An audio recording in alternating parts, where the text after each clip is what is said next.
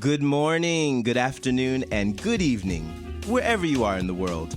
And welcome to another episode of Glass Half Full, a podcast and a safe platform where we talk with a variety of teachers, entrepreneurs, spiritualists, uplifters, givers, shakers, and serenaders.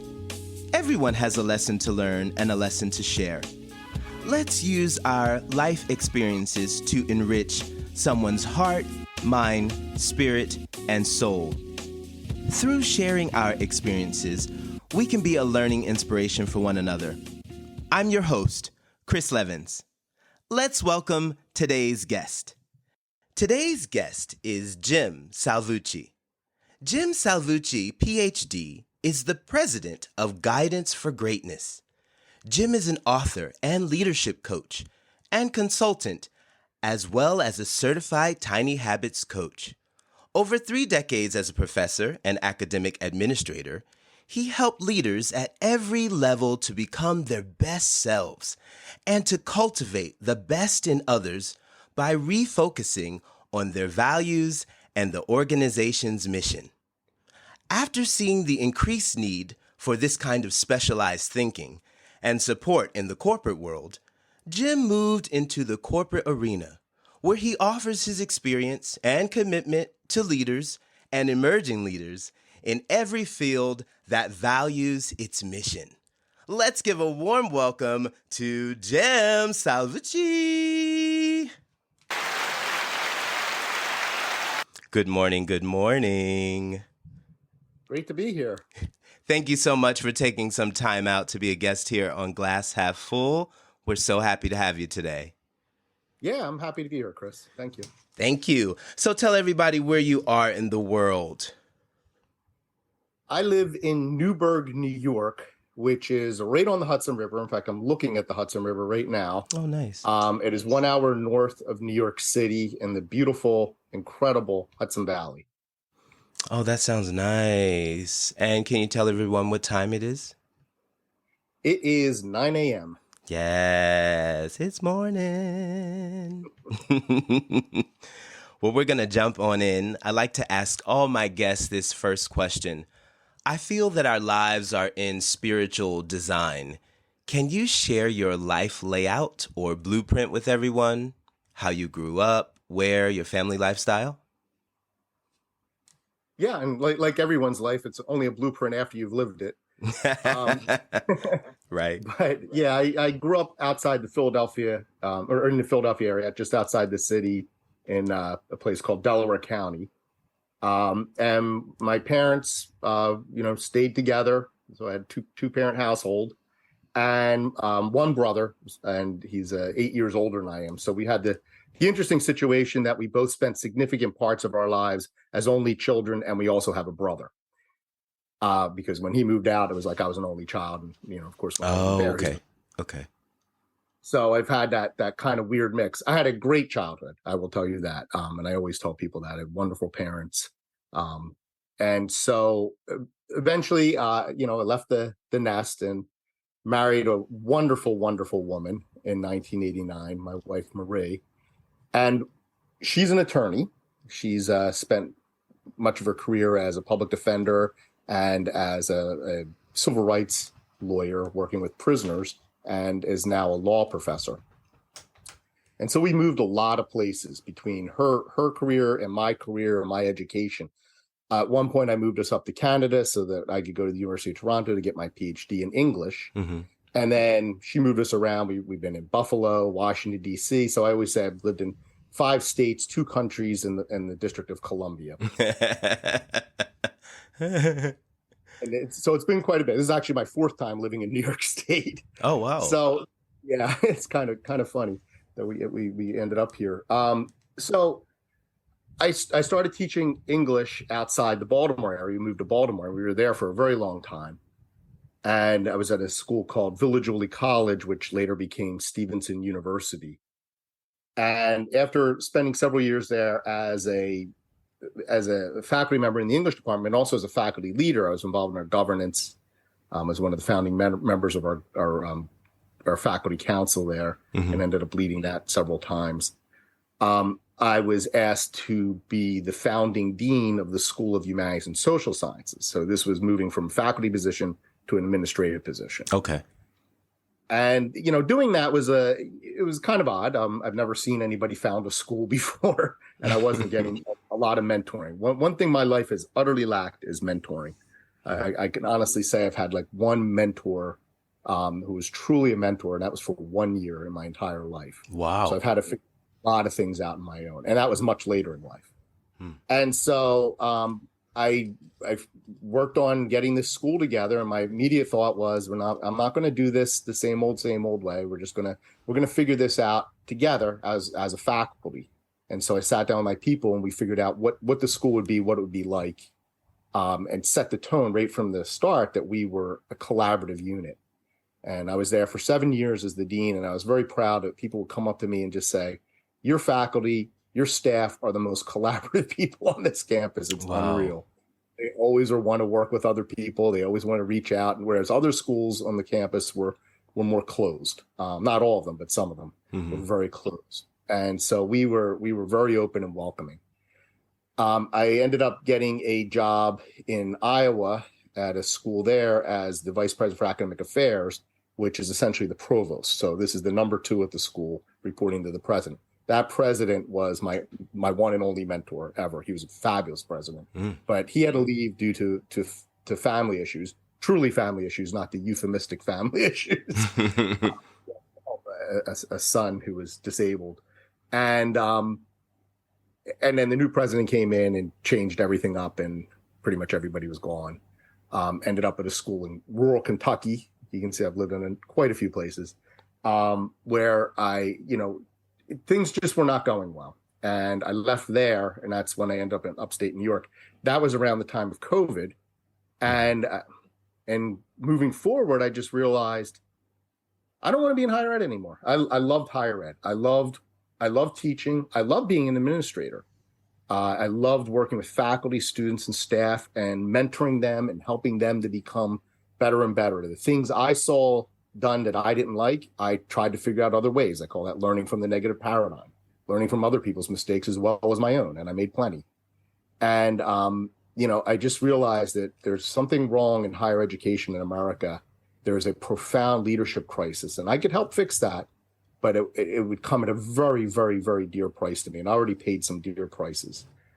So I left higher ed. I turned down interviews, and that was it. And I decided to light out on my own. So now I'm once again doing something I've never seen anybody else do and have no idea how to do it, and I'm figuring it out as I go along. Wow. Oh my gosh. That's pretty impressive though. Definitely. And in this time, do you have children? No, I do not have children. Okay. As my wife says, we were never that brave. Well, everybody's not meant to have children. We need other people as teachers, and everybody has a different falling in, so label to fall under. So yeah, that's no. Do you have any pets? We did. We used to have cockatiels, but they've moved on, and we live in a space that's too small to have. We love birds, and we live in a space that's too small to have birds and operate a business at the same time because they tend to scream a lot. Oh, okay. I imagine they would be making quite a bit of noise. This is literally the choice we've made. Nothing wrong with that. Nope. Tell us a little bit about the Guidance for Greatness. So Guidance for Greatness is my coaching and consulting business. I work with leaders and emerging leaders. I'm very interested in working with young people. I also work with organizations that are going through some sort of transition. That's my real strength as a mentor and coach, is helping people and organizations through transition, helping them through change, moving from change to challenge, or from challenge to change. Sorry, I messed up my own tagline there. Oh, that's moving all good. You can take it again. What is it? Moving from challenge to change. Moving from challenge to change. I like that. Nice. And it's coming along. I'm getting some attention. I blog weekly very heavily. I try to put out a high quality blog and podcast every week. And what is it that you're putting out in the blog? Well, the blog is called on Leading with Greatness, and it is on Substack, and it's I put out something about leadership or life every week.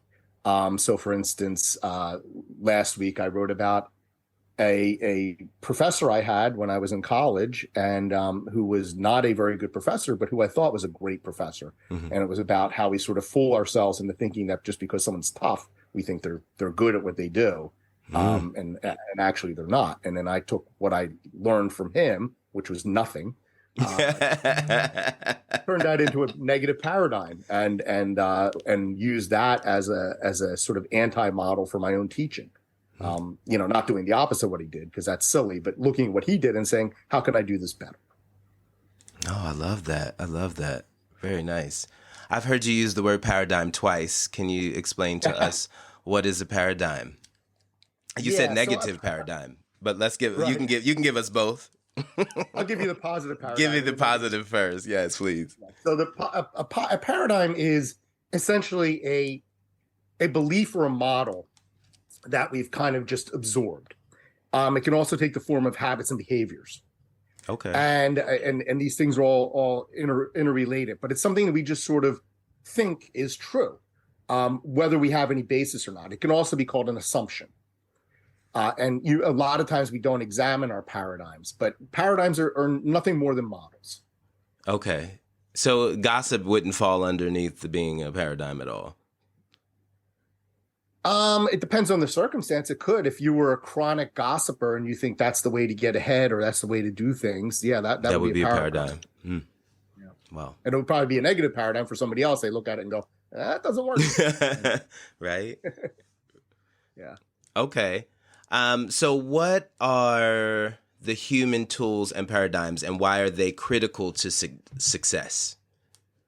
Yeah. Human tools and paradigms is my term for soft skills. Soft skills. I don't like the term soft skills. Well, I don't mind it, but other people seem to dislike it because they think, well, it's soft. It means it's not important. It's easy. Soft skills are the hardest skills of all. If you go let's say you go into the business world, learning how to use the business's computer system, learning how to, be places on time, learning how to write reports. Those are all hard skills. And people see them as the most important. What's more important are the soft skills. These are the things like being able to communicate, being able to write, listen, and speak. Teamwork, being able to function in a team, collaboration, being able to further other people, being a leader, helping other people step up and be their best. These things are very hard to learn. They're even harder to execute, and many of our workplaces sort of oppose our execution of them. But they are absolutely critical. Otherwise, you're just a cog on a wheel. So true. Those skills that you name, I'm like, those are hard. Yeah. I'm like, that is soft skills? Come on now. Yeah. We need to adjust that name a little bit in 2023, 2022, 23. Yeah, well, that's where I came up with human tools and paradigms. That sounds your tool. I like yours. Yeah, we'll go with yours, definitely. So what do you feel is the sure path to excellence? There's a wonderful saying by a British comedian whose name is slipping my mind at the moment. Not a very well-known person in my world, but and it's simply, excellence is the result of the habit of integrity. Oh, all right now. So how do you get to excellence? Well, you make integrity your habit. You make it habitual. You make it what you do, who you are all the time. Habits are just behaviors. So you need to behave with integrity. Integrity is a word that requires some unpacking. Yes, unpack it for us, Jim. Unpack it. Yeah, we use it a lot, but it's but we don't really think about what it means. So for something to have integrity, think of a table, right? Mm-hmm. A table might have integrity. What does that mean? Well, it means it's solid, right? If you pound on it, it won't collapse. Mm-hmm. It means it's whole. It's got 4 legs and it won't fall over, right? It needs to be whole and it needs to be reliable. If you put something on it, you know that when you come back, the table and the object will still be there. Right. It's exactly the same thing that's physical integrity. It's exactly the same thing for what you might call metaphysical integrity, human integrity, um, or moral integrity. In moral integrity, again, it needs to be solid, right? It can't be something that you waver, right? Your integrity is your integrity, and you stick to it. It needs to be whole. You can't be. It has to take over your whole life. You can't have integrity in the workplace and not at home, right? You can't have integrity at home, but not when you're driving your car, right? It's something that you constantly have on, so it's whole. And finally, it needs to be reliable. Other people need to be able to rely on you to have your integrity intact, and you need to be able to rely on yourself. If you have that in your life and you make it a habit, you make it a paradigm, if you will, in your own life, you will achieve excellence. By excellence, I don't mean you're going to be, a multi-billionaire. Maybe you will be, I don't know. But you're going to achieve success in your life on your terms. In the way that you're living your life. In the way that you're living your life. You'll be the best you can be at that. Yes. Well, how do we build integrity? What do you say? Well, first by identifying it and identifying your values. Lots of people think they have integrity, and they might on occasion, but it's not whole. It's not reliable. It's not solid. So you need to think about it in those terms, and you need to see the ultimate benefit of integrity. We think of integrity as something you turn on and off situationally, and it is not. So you need to see it in the long run, in the long game. If you have something integrity, that you are, that it is who you are. Right. And once you adopt that mindset, and this is all about mindsets, right? Once you adopt that mindset, you will be able to start identifying the values that make up your integrity. And that's key too, identifying your own values. Yes, definitely. Definitely. Oh, I love it. I love it. Let me ask you, what does the definition, or what is your meaning of success? Yeah, it's funny. I just came up with a new definition about 15 minutes ago. Look at this. We getting a fresh. This is fresh. I love it. It's a hot take. Yes, we love it. I'm constantly thinking about these things, and I revise things in my head all the time. And so I was thinking that success is when you achieve or when you fulfill your needs, and I mean needs, and you achieve your most significant desires. And by significant desires, I don't mean, I want that red car. I mean something that's important to your actual life, your existence, the things you need in your life.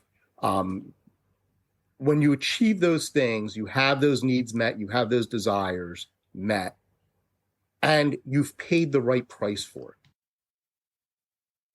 And what I mean by that is, I've seen so many people work themselves to death to get to what they consider their success, and they don't enjoy it. They get there and it's still they've paid way too high a price, or they've compromised their integrity to get there. Yeah, they've paid way too high a price.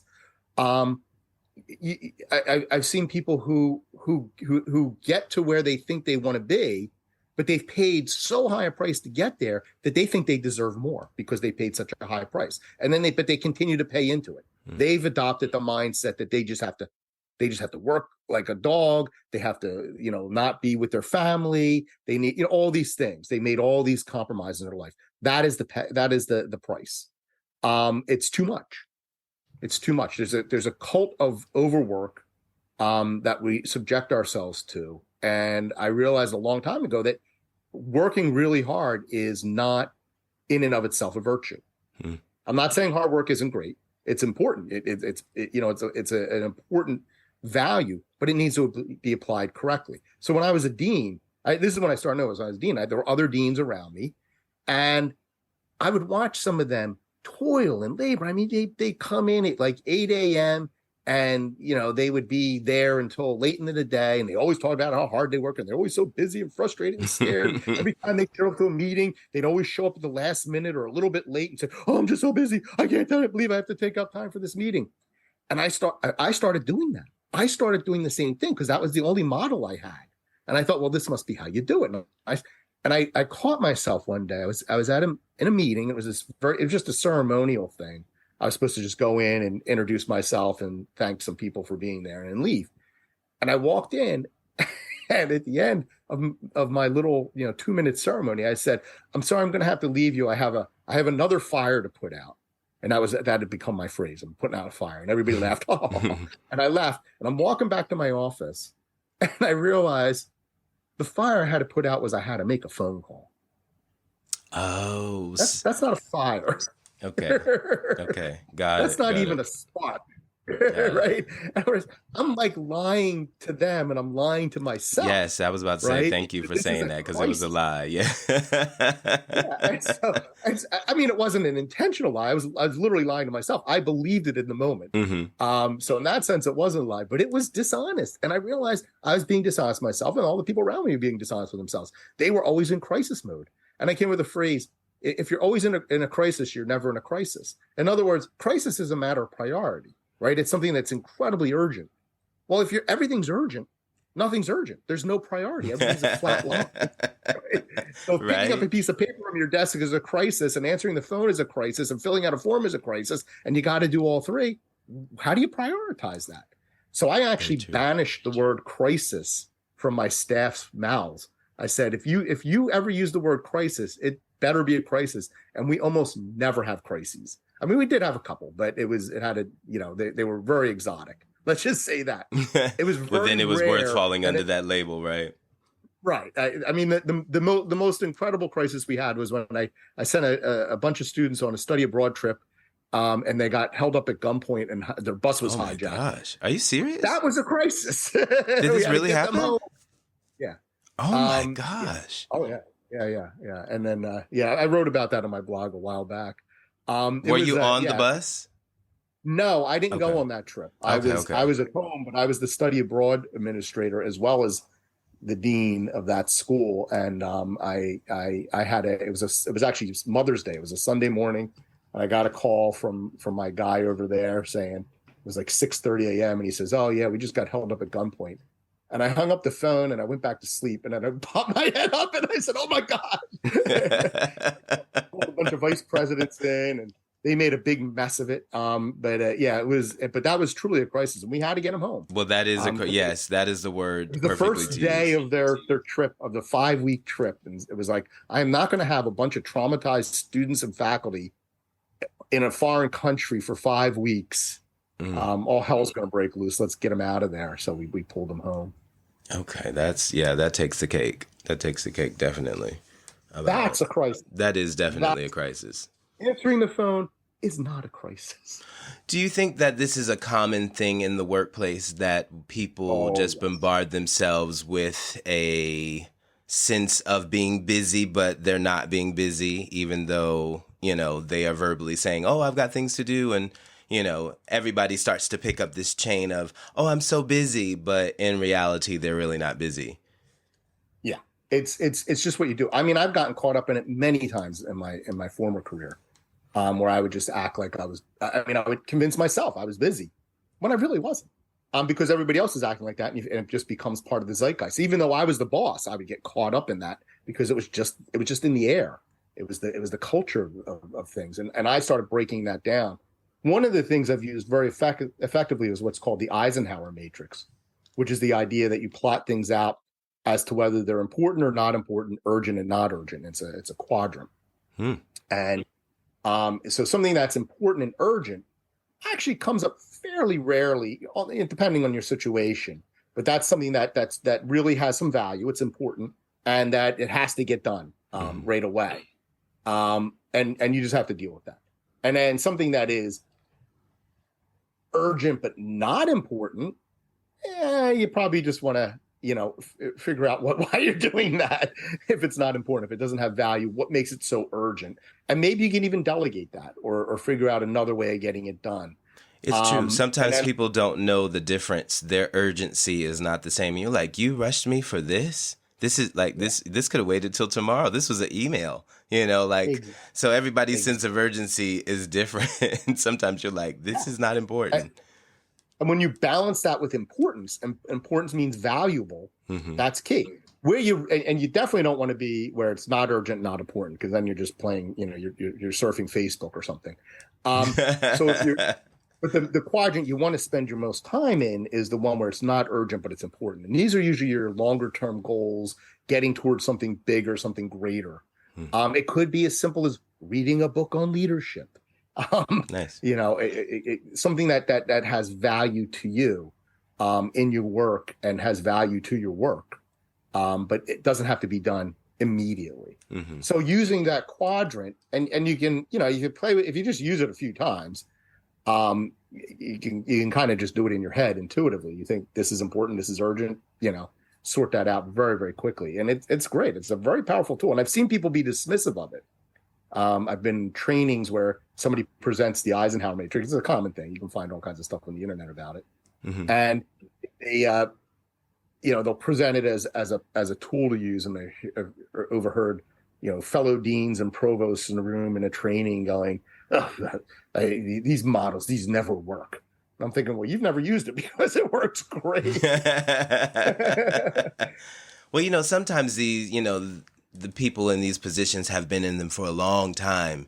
And then for them to learn something new or to try something different out of their usual way, is a big, fluster. It's like, oh, I don't know. I don't want to do that. I don't want to learn this. Or why are we sitting here? It's a complaint, and even now there's all this new changing in the school systems, and the old teachers are not really happy about it, that they have to learn something new after they've been teaching a certain way for 20 years. But of course, with education and time, things are changing. We have to be up on the latest. We have to know what's happening with the change of it. So I always say when people get to this point, it might be time to let it go. when they're complaining about the teaching, it's like, oh, it might be time to say, to let it go. I agree. I mean, it's, it depends. I mean, I've been through plenty of things where they're presenting something new and it's garbage. That's true. That's true too. That is very true. So there's that. So you have to be discerning. You have to use your critical and evaluative skills. But if it is something where you're just dismissing it because it's new, especially if you're in a position of leadership, and I would argue that teachers are leaders. Yes. And I can go on and on about that. Why did somebody say that they are? And what? Do we have to get somebody? Of course they're leaders. Did someone say that they're not leaders? Yes. I hear that all the time. Really? I've had teachers say that to me. Well, I don't want to work with you because I'm not a leader. Every leadership skill is a teaching skill. Wow. Yes. But they so anybody who's in a leadership position who is not willing to constantly strive for improvement and, use that word again, excellence, lacks integrity and needs to move on. I agree. They're not a leader. Get your bag. You're right. Or change. That would be the first thing, would be to try to see if you can adapt or to feel that you can have a chance to be versatile to make a change. But a lot of people, like you say, they're not willing to do that. So the other alternative, we have to be flexible. And I'm not suggesting it's easy by any means, but change is a challenge. Move from challenge to change. But and I've worked with faculty in higher ed, and I will tell you, and this will not be a controversial statement, professors are highly allergic to change. Oh, I believe you. I believe you. Getting a bunch of faculty to change, and there's good reasons for it. Part of it is they're very narrowly trained and focused on very narrow areas, and they're hired to teach in those areas, and they're rewarded for working in those areas. And a lot of change is bigger picture stuff, and so it looks like a nuisance to them, and it's not what they're trained for. It's not what they're rewarded for. And I learned what I had to do is move faculty more toward the big picture, and once they understood their place in it, they could actually welcome change. Nice. That's what we want.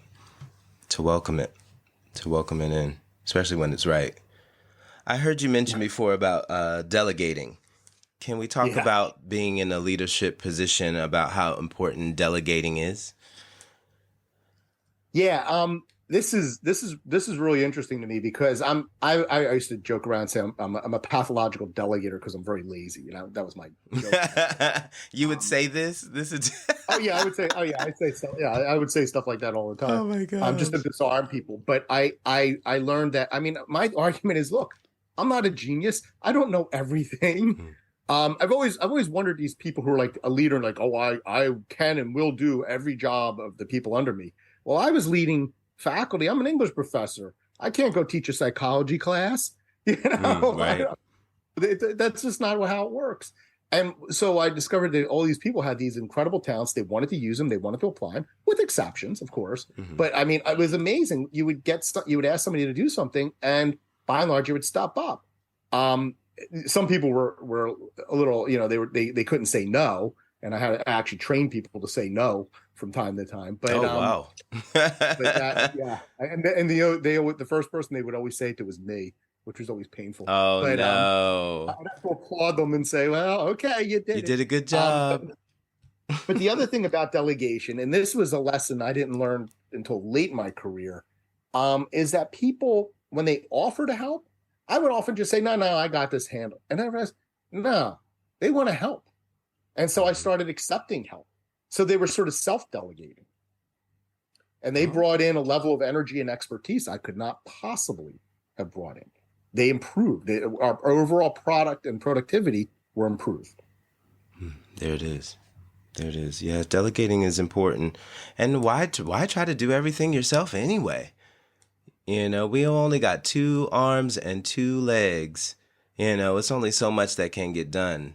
Living in Japan, it is a work-based country Mm-hmm. where working is top priority, and that is important to them. And there are lots of people who finish their job early, but they sit at their desk looking busy until it's time to go because they don't want to leave early because they're going to look bad. There's all Yeah. this kind of craziness going down. So here and they're working from morning and they're coming back late night, so they're gone most of the day. So the kids don't really see their fathers until the weekend to really have time. Yeah.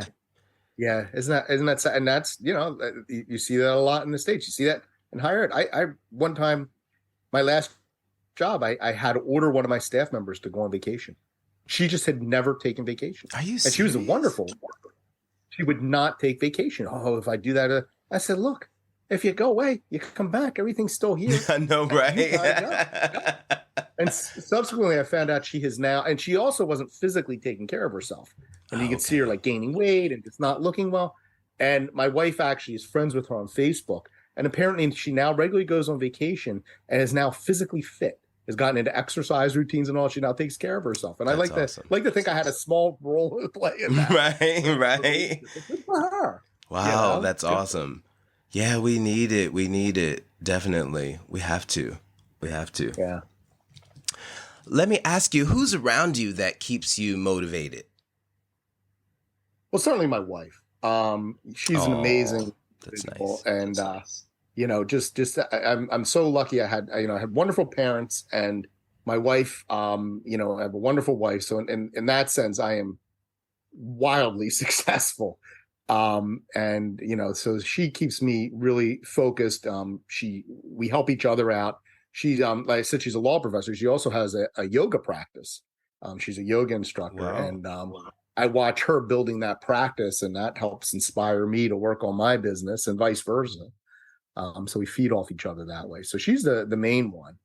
Um, but I've started surrounding myself. I've only lived here a little while, and I moved here during COVID in the upstate New York region, and I've started surrounding myself with some good people through Master Networks, which is a networking group. And I've gotten to know some really good people, and they really inspire me as well. Some really great leaders. It's Oh, a that's great nice. program for leadership. Have you found any mentors? No. Okay. Well, you had mentioned earlier about the mentor, and I was like, well, you've kind of stepped in that position of being Yeah. mentors. Have you talked with other people who are mentors about it? Is this a conversation that has come up with other leaders? Not a whole lot. I mean, it's kind of a weird thing. I mean, part of it is I fully cop to this. You know, if I've had poor mentorship in some way, that's my fault as well, because when you're being mentored, you know, that you're part of the equation if it fails. So I've just always done without. You know, I glean things off of people. I get to know people, but in terms of mentoring, I've worked with coaches, but never anybody who really truly mentored me, who guided me, who wasn't self-interested. That was always the flaw. Like somebody would work with me, but then it would turn out they wanted me to be like them, which is just bad mentoring. You know, they wanted me to follow their path or adopt all their values. And like I said, the one president I worked for who was truly a mentor to me, he was not like that at all. Unfortunately, I just had him for a year. But that was that was very late in life. What did he do that made it that you felt like he is really mentoring me? He listened. I mean, in a real way, not listening for the cues that will make me excited as a mentor. He listened. You know, he guided me. He let me find my own path. He offered me autonomy. Whereas other mentors they might offer me autonomy, but when it didn't come out the way they thought, because that's the thing with autonomy, it doesn't always, and delegating as well, it might not come out the way you think. You know, they wouldn't find the good in that. They would see that as negative. You know, if I didn't take their career path or that sort of a thing. It was a personal thing that they were taking it. They made it personal. Yeah, he didn't make it personal. He made it honest.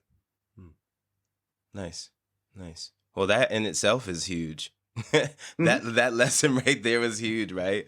Like, yeah, taking it personal. We find that a lot of times in the workplace too. It's like, it's nothing personal. Like, I just need to, you know, I got to do what's best for me, you know? And at the end of the day, if I'm at a job, the only reason why I'm here is because they're giving me a check. They're paying me to be here. So let's, you know, if the work is not how it's supposed to be, or the administration or the leadership is not right, and I feel that this is not the place for me, then hey, I have to go somewhere else. But yeah, sometimes it can be like that. Yeah. I heard you laugh. What you? Well, because it's something. It happens to be one of my personal pet peeves, and I'm actually trying to. I keep thinking about writing an essay on that. And I just haven't gotten around to it yet because it's such a pet peeve. I might, you know, it's hard to retain my control my emotions. You can speak on it. You can talk. You can speak on it. But yeah, I mean, it just drives me nuts because once you start taking things personally, you're no leader. You're not a leader. You've just ceded leadership. And I've known so many leaders. I've worked for them. I've worked with them. I watched them do it. They take things personally. And they act like anything that you do or anything that somebody else does is somehow it reflects on them or affects them or no. I mean, if it does, that's just happenstance. It's not because, you know, my argument is take your ego, stuff it in a sack and throw it in the river. That's all ego. All ego. And I've watched people who are the heads of organizations, and you see this in nonprofits and in colleges all the time, who think that they are the organization. The organization is them. So what's good for them is good for the organization. That is a recipe for corruption. And I don't mean taking bribes type corruption. I mean the kind of, you're corrupting your integrity, right? You are no longer being honest. If it's what's good for you is good for the organization, that means you're free to do whatever you want because it's good for the organization. And that's taking it personally. They're putting their ego in front. You're right. Speak on it. You can see I get a little passionate about this. It's okay. Look, I was like, speak. Get on your soapbox. I am here on the side. Yes. Take it. But it's true. I agree with you as well. It's something to be passionate about. Definitely. Yeah. I want to talk a little bit about workplace bullying. Ooh. How can we identify it and how can we eliminate it? Yeah. Well, I'll talk about the second question first. Okay. How can we eliminate it? Stop it. Right? Don't do it. If you were a bully, you just and a lot of people don't think of themselves as bullies, and they are, and we'll talk about that in a moment. But especially if you're a boss, or a leader, you are in the prime position to stop it. If you are doing it as a boss or a leader, I just cannot put you deep enough into hell. Because when you're a boss, and you're in that position and you bully people, there's no way they can fight back. And I've been in that position. I have been the victim of that. You can't fight back against a boss. It's like being bullied by a cop who pulls you over the side of the road, or being bullied by a teacher. You can't fight back. It's disgusting. That advantage over you. Yeah. It's disgusting. What a sad, pathetic human being does that stuff. But how do we identify bullying? Well, bullying can take a bunch of different forms. And I've actually written a long segmented piece called the 7 Habits of Highly Effective Bullies. It's a satiric piece. Okay. Based, and I took, and that's not original using that phrase, but what I did was I actually took Stephen Covey's 7 Habits of Highly Effective People, and I realized that if you flip them off, you reverse them, they become bullying techniques. So for instance, he's like an anti-bully. So for instance, one of his principles is always think win-win. Well, the bully version of that is always think zero-sum game. Oh, wow. Right? There's only one winner in any bullying scenario. There's no co-winners. Even if bullies work together, at some point they turn on each other. You're right. Because there's one head of the pack, though. Always one. Right. You can see that in America's politics right now. And so the so bullies, though, they tend to use a number of techniques. One is projection. They will accuse you of doing exactly what they do, and I've been on the receiving end of that. Passive aggressiveness is a big one. Passive aggressiveness is so hard to fight against, because when you fight against it, you sound petty. Yep. You sound like what's the big deal, right? Well, it's killing my soul, maybe. They use, the biggest things, though, are they use gaslighting, making you feel like there's something wrong with you. They play the victim. When they're accused of something, they act like they're the victim, or they preemptively play the victim. They always set up situations. Bullies never go into situations they don't think they can win hands down. Right. So they always are preying on weaker people or people in a weaker position. Always. These are some of the things they do. And so if that's happening in the workplace, there is a way of dealing with it. It's a little bit complex. And I call it the meta response. The meta? It doesn't really meta response. Okay. It doesn't really work if you're being bullied. It's because you're just too immersed in it. It can, but you really have to be on the ball. But it's better if you're intervening against a bully. And basically what it is you call the bully out, but you have to know what their techniques are, right? If they are being passive aggressive, you say, hey, you're being passive aggressive, stop it. And then before they can even speak, you say, and now you're going to play the victim. And they do, right? You just call it out. That's gaslighting. Call it out. Too often people don't want to, they want to turn a blind eye to bullying. I've seen that so much. Somebody's being a bully. Yes, very much so. And they act like, oh, it's no big deal. I one time I had a college president who was bullying me. I was the provost. She was an absolute bully, and there was nothing I could do about it. And I went to a training for people in who were at my level of career, and we were asked to write on an index card, some problem we had with in our environment, and everybody was writing, the budget or fundraising and this kind of stuff, which is management. It's not leadership. And the fact that they didn't know the difference was sad, because it was a leadership training.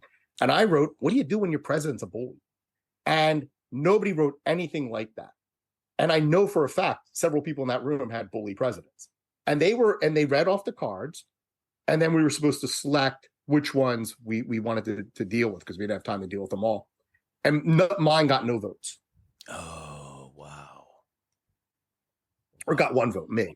But yeah, mine got. I mean, it was just not even something. They didn't want to think about it. Now I don't know. We could have come with an answer, but boy, we could have had a cathartic session. Yeah, that would have been a session. Yeah. And instead we talked about budgets or something. Of course, right? Right. So when you say eliminate it, do you feel that if you're not being bullied, but you're around and you're seeing it happen, do you feel those people should be speaking up as well? Or they should go and say something to someone else who is at a higher place? If not, you're complicit. Okay. If not, you're complicit. That's integrity. I'm sorry. everybody wants to hide their head in the sand and pretend this isn't happening, cover up their ears and say, la, la, la, la, la.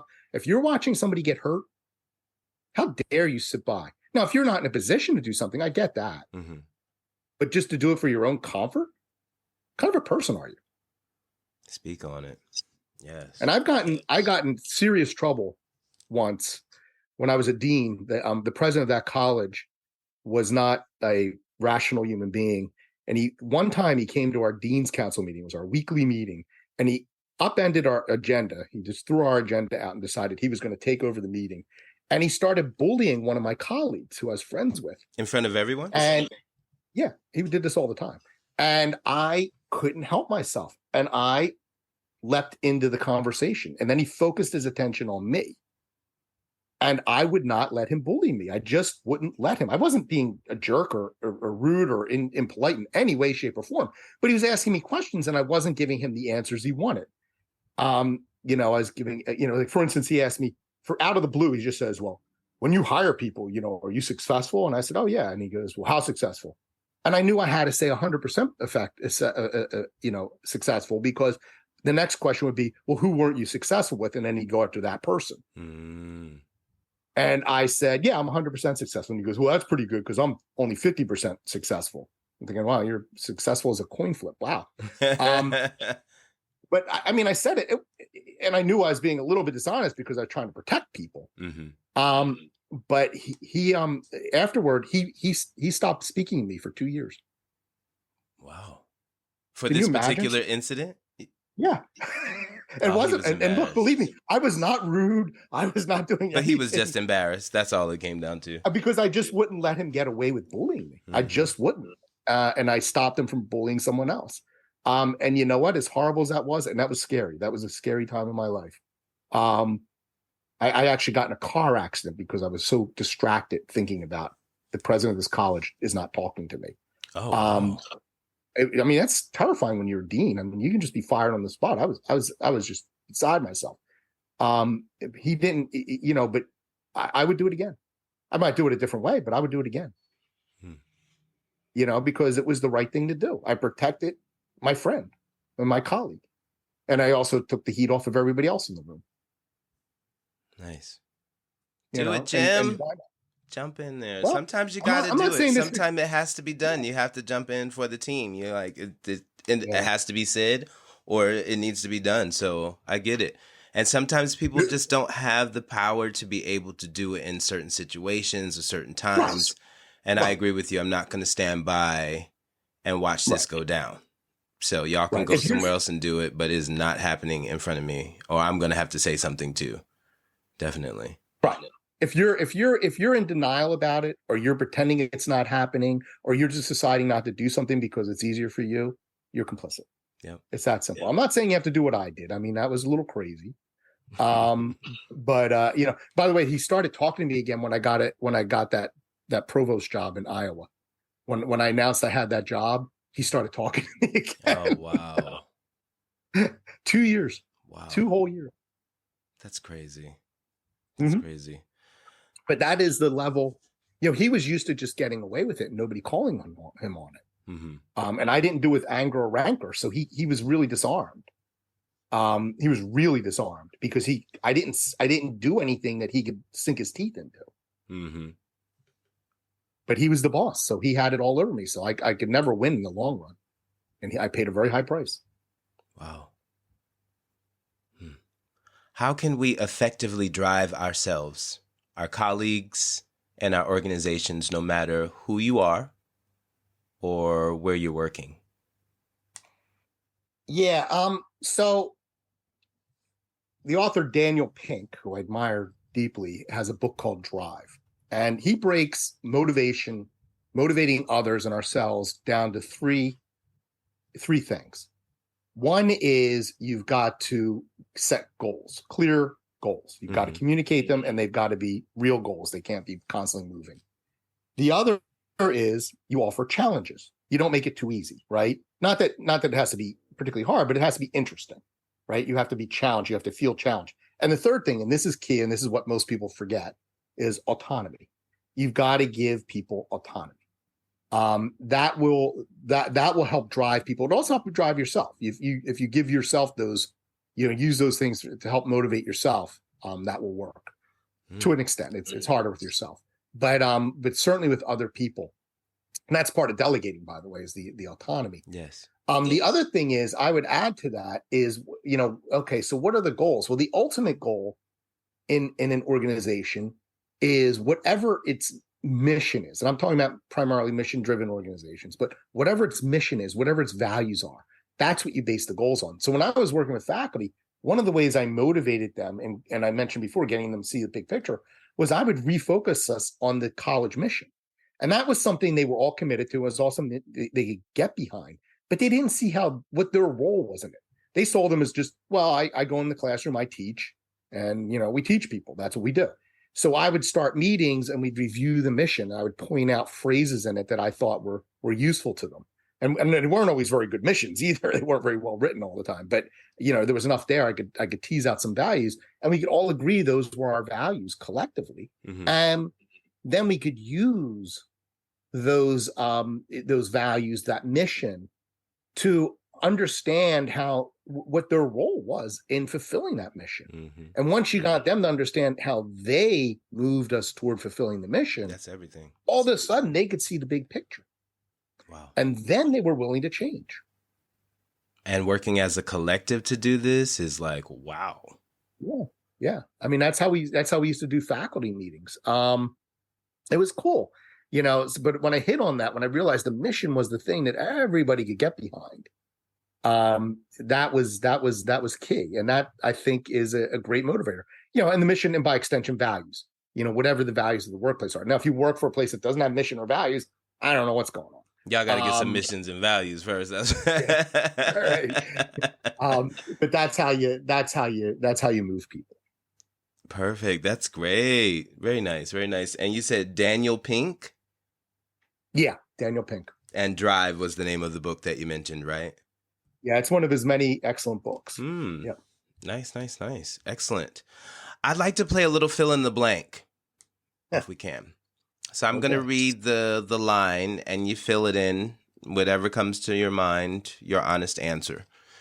Number 1, I'm happiest when I...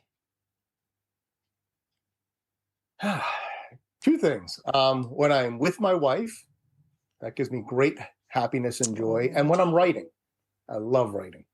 Oh, okay. That's a really good... for the wife, my gosh, if she hears this, she's just gonna be like, "Oh, that's so sweet." That's so. She can never hear this. Oh, look at you! You said she can never hear this. That's funny. What kind of stuff do you like to write? Well, I write this blog and podcast. Okay, so writing for that. Okay, and I'm also, in the very, very early stages of a book on leadership. Nice. But I do a lot. I also I'm a massive Bob Dylan fan. Yes, I know that. Yeah, I was waiting for you to mention a little something, but okay.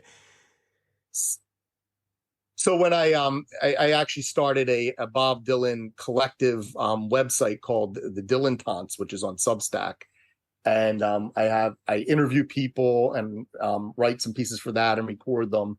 And also other people have started writing for that. And I just wrote a piece for that's quite long for a blog piece.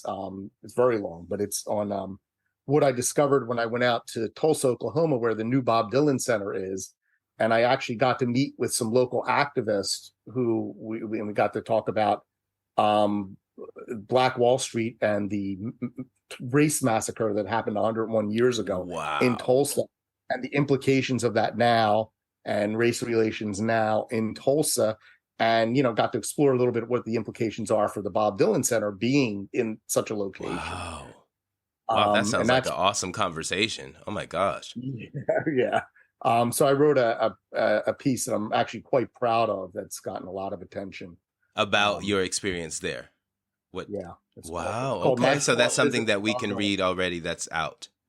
Yep. My fraught visit to the Bob Dylan Center. What it's called. I'm sorry, one more time. My fraught visit to the Bob Dylan Center. Okay. Nice. It's not a critique of the Bob Dylan Center, which is wonderful. Okay. No worries. Okay, let's keep going. Next, Yes. the strength I'm most proud of is... My resilience. Nice. I can snap back from things, and I have snapped back from things that, to be honest with you, I don't even know how I've done it. Wow. Do you think this is something that you've always had since you were young? Something that you developed as an adult? It starts with my parents. My parents are very, well, my mom's not with us any longer. My dad just turned 90. But Wow, they were congratulations. Yes, that's awesome. Congratulations. Yeah. So they were very, they were honest to a fault. I got a lot of my values from them. My dad was a union leader. He was a newspaper pressman in Philadelphia, ended up leading his union local. And I watched him fight for people. And I watched my mom fight for people. She was very politically active. They had really deep rooted principles. And I realized that's an inner strength. That's a strength. And that's what I tap into. And that's what gave me my resilience. Awesome. I love that. Great answer. I'm hardest on myself when I... Yeah, I'm working really hard not to be hard on myself, because I've always has been in the past. It used to be over little things. I'm hardest on myself when I just mess up the little things, which is really silly. But I've been working very hard to be much more mindful of that. And I'm using you mentioned before that I'm a tiny habits coach. Yes. And I use tiny habits to help reshape that attitude toward myself. And can you tell everyone, what is Tiny Habits? So Tiny Habits is a program developed by a Stanford behavioral scientist named BJ Fogg. And BJ came up with a behavioral model. He discovered that all behaviors can break down to 3 elements. Everything we do has some motivation. There's some ability or inability to do it. And there is there's some prompt, something prompts us to do it. If any of those things is missing, if there's no motivation, if there's no ability, or there's no prompt, it just doesn't happen. This is true of everything we do, including and especially habits. And so Tiny Habits is an effort to, when we try to change our habits or we try to develop new habits, we focus on motivation, right? I'm going to go to the gym and I'm going to go work out for an hour and I'm going to motivate myself. That's why one of the reasons we always motivate ourselves, to go out around, the beginning of the year, right? Everybody makes these New Year's resolutions and they're all motivated. And then that drops off by the end of the month, right? The so lies, you mean that you... right. So motivation is a lousy way to develop habits. That's what it comes down to. And we're just not very good at that. So one of his big insights is, well, okay, we can change certain things. We can change the motivation, but that's really hard and it usually doesn't work and it certainly isn't very lasting. Or we could change the ability. What if we made things easier to do? So what if we made what we want to do really tiny?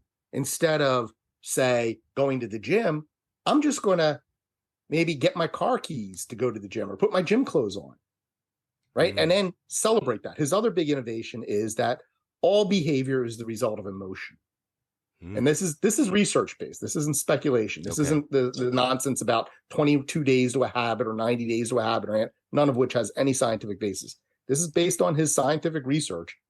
All habits are the result of emotion, some emotion.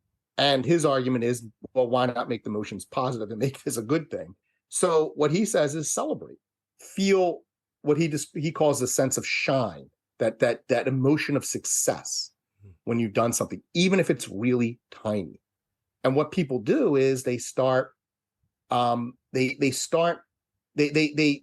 habits get locked in, they get wired in. Those little habits, those tiny habits, just grabbing the car keys to go to the gym. And then maybe the first day they don't really go to the gym, they just grab the car keys, but they celebrate that and they celebrate sincerely and they feel shine and they feel successful. And then maybe later on, they start going to the car, and then they start going to the gym, and that's how it works. We start building that. It's like planting a seed, and you would think, oh, that's nonsense. It works. It makes sense. No, it makes sense. It works. Everything is in step by step, right? Just in life. Yeah. So taking these little tiny steps, that makes sense. Yeah. And then all of a sudden, the motivation really just doesn't matter. It's the ability. It's really cool stuff. It's very powerful, and it teaches the skills of change, which I'm very keen on. I love it. Change is a skill. It's something you have to learn how to do. And there's a number of elements to it, and Tiny Habits really gets at that. Yes, Jim. Yes. Give it to us. I love it. Yes. Okay, I've got one more. My heart is full when... My heart is full when I'm helping people, and I see that I'm helping them, even if they don't see it. I love it. That is pretty powerful, right? When you see it, but they don't see it, and you're just like, you have the faith for them to be like, it's going to happen. Like, you stay on this, it's going to, yes, to really see it. I'm in a leadership position as well, and it is so exciting to see, just feeling like, you want to be like, I told you, I don't say it at the end when they get to where they need to be, but it's like they say it, I don't have to, but they say it. They're like, oh my gosh, you told me. Like, yeah, I know, I'm so happy for you. But to see it early, it's like you can begin to see the starting of it and just know that it will definitely, it's going to bloom into something, or it's going to change into something, or they're going to grow into something. So yeah, that's awesome. That's awesome. Sorry to take to run with your answer. No, that's great. That was wonderful. Yes. Nice. Very nice touch. I wanted to close in asking, how do you maintain good health, mental health? Is there a daily routine that you do? What does Jim do to keep himself in good mental health? Well, actually, the first thing I do in the morning is a tiny habit. It is considered the classic tiny habit. Ooh. And if you read B.J. Fogg's Tiny Habits book, which I highly recommend, and if we don't, do tell us. you'll see it. It's called the Maui habit, and it is the simplest of all. It's just a one-off, but when you wake up in the morning, whatever the first thing is you do, like touch your feet to the floor, look yourself in the mirror, whatever it is. In mine's touch my feet to the floor. The moment I touch my feet to the floor, I put my hands above my head and I say, today is going to be a great day. And then I let myself feel shine and feel successful. And it really can set the tone. I agree. Words of affirmation, starting that off for the morning. Yes. Yeah. And then, and I think it goes beyond affirmation. I think it's more even intention. You're really committing to it. And so then I meditate every day for just 10 minutes. But it really, if I don't meditate, I find myself climbing the walls. And I do some exercises. My wife is a yoga instructor, so sometimes I do yoga with her. I also write out my goals, and I read chapters out of books I find endlessly fascinating, like Price Pritchard's U Squared, which is a tiny little book with one-page chapters that I read one chapter every day. I read a book called Coaching A to Z by Hae-Sun Moon. I read a chapter every day. And I've reread these books over and over again because I just read one chapter every day. I also, I started this thing about a year ago where I read a poem for a month. So I pick a poem at the beginning of the month and I just read it every morning.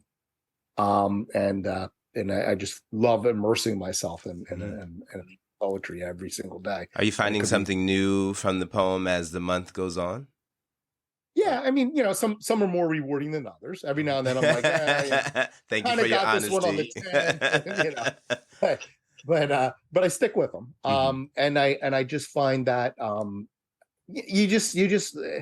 you realize the beauty of thought and the beauty of the human mind and the profundity of it all.